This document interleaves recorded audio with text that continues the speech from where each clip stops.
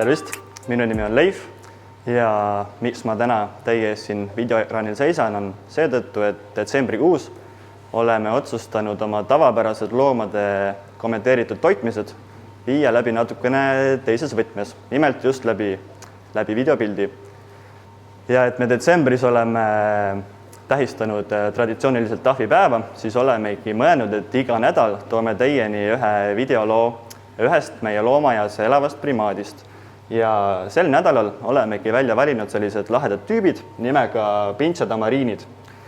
Ja samal ajal, kui mina teile nendest loomadest jutustan, siis nemad uurivad ja toimetavad oma uute korteri sisustuselementidega. Nimelt on talitajad ja noorte klubilised valmistanud neile erinevaid põnevaid objekte, mida meie loomaaias nimetame rikastusvahendites. Sest looma ja loomaelu võib olla üpris rutiinne ja me ju teame enda käest, et kui see rutiin venib pikale, siis pika peale see nüristab. Samamoodi ka teistel loomadel. Nii et meil kui loomaaia töötajatel on kohustus meie loomade elu natukene põnevamaks muuta. Nii et kui me nendele loomadele ei serveeri täna toitu mitte toidunõus, vaid riputame ja kinnitame selle erinevate esemete otsa, siis on loomadel kohe palju põnevam seda huvitavat objekti uurida, sellele läheneda ja seda avastada. Ja selle käigus nad saavad kasutada oma erinevaid meeli, saavad treenida oma vaimset teravust ja see on looma ja loomale ülimalt oluline. Nüüd on see põnev hetk käes, et tamariinide talitaja siseneb nende eluruumi. Muidugi see on nende ahvidele juba tuttav inimene ja ahvid teavad, mida see talitaja ruumi sisenemine tähendab. See tähendab toitu. Nagu näeme, siis neile on valmistatud selline üks, võiks öelda jõulupuu. Tänapäeval on hästi levinud sellised modernsed jõulupuud. Näete, otste külge on kinnitatud erinevad puuviljad. Ja teine põnev asi siis on hoopis loomsem. Seal on siis teksapükste ülemine osa ja taskud on täis topitud neid suuri ritsikaid. Sisemus on täis heina, mis kubiseb elavatest kilkidest. Nii et ülimalt põnev. Aga see pükste osa on natukene kahtlane, et seda peab enne natukene uurima, mis see täpsemalt on. Et loomadel on ju olemas alalhoiu instinkt, ei saa päris niimoodi pea ees tundmatusse lennata, võib-olla on seal midagi ohtlikud sees, nii et peab kindlasti enne uurima. Ja mis me võime veel panna tähele, on see, et kohati nende ahvide sabad lähevad hästi kohevaks, lähevad turri. Samamoodi nende soengud, eks ole, tõusevad ülesse, need pikad karvad nende pealae peal, see siis tähendab, et nad on elevad.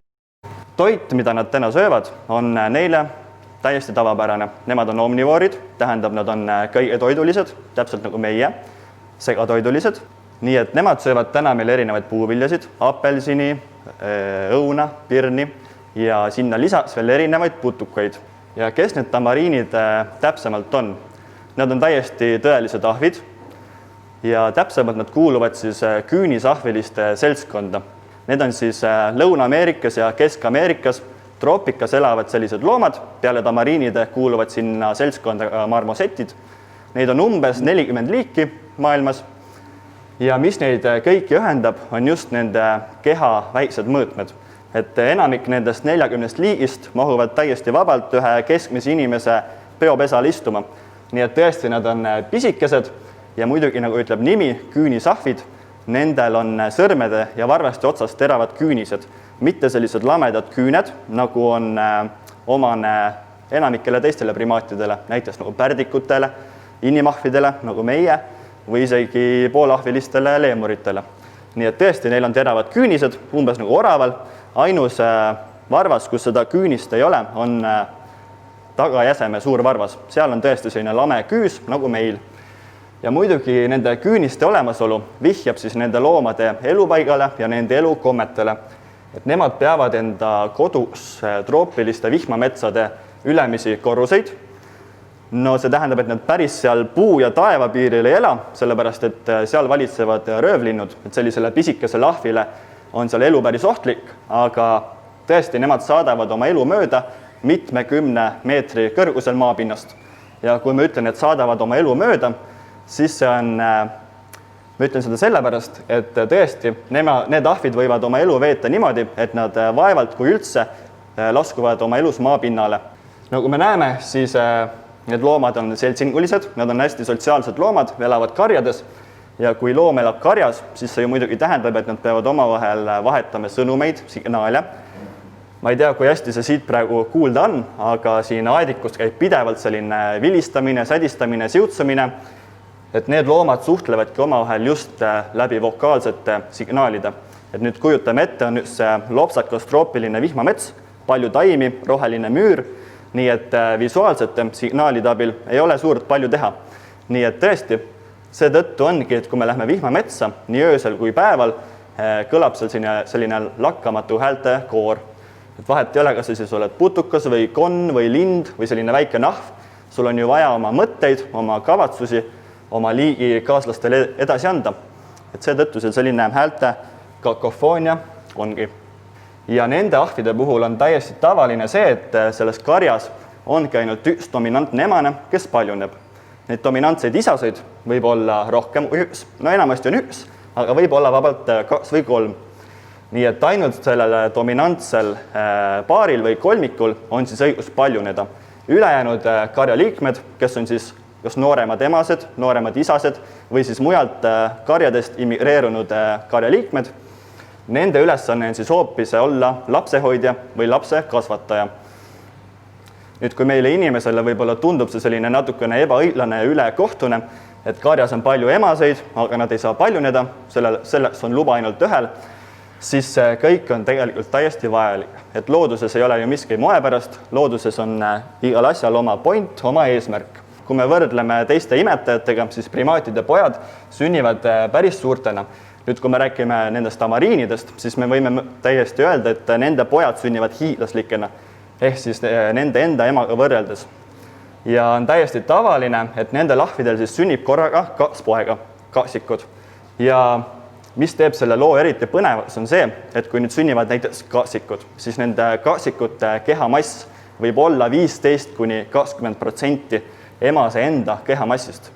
Et kui me nüüd paneme selle inimese konteksti, siis see tähendab ju, et umbes keskmine naine 60 kilo, et tema peab siis sünnitama 12-kilose inimbeebi. Et meie liigi puhul on see juba anatoomiliselt täiesti võimatu, aga see emaahv peab siis selle läbi tegema. Muides, kui me arvame, et see sünnitusprotsess nendel loomadel on ülimalt vaevaline, siis nii see üldse ei ole. Sünnitusprotsess ise on päris lihtne.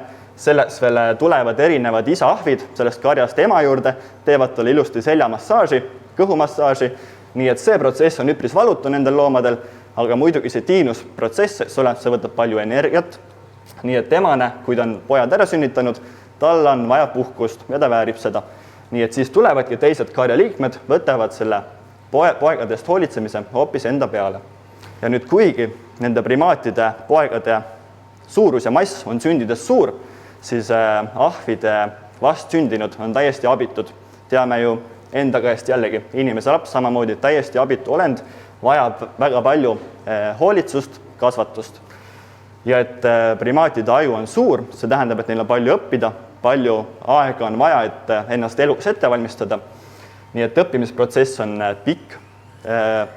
See nõuab palju tähelepanu, palju keskendumist nii lapselt kui tema kasvatajatelt. Et seetõttu ongi oluline, et nüüd kujutame ette, et kui terve karja emased saaksid korraga lapsed, siis tähelepanu on ju piiratud ressurss, siis see hajub üle karja laiali, nii et ilmselt nende vastsündinute suremus oleks palju suurem. Kui sünnitab ainult üks emane, see tähendab, et terve karja tähelepanu on nendel poegadel, nad saavad väga hea nii-öelda tulevikupaketi.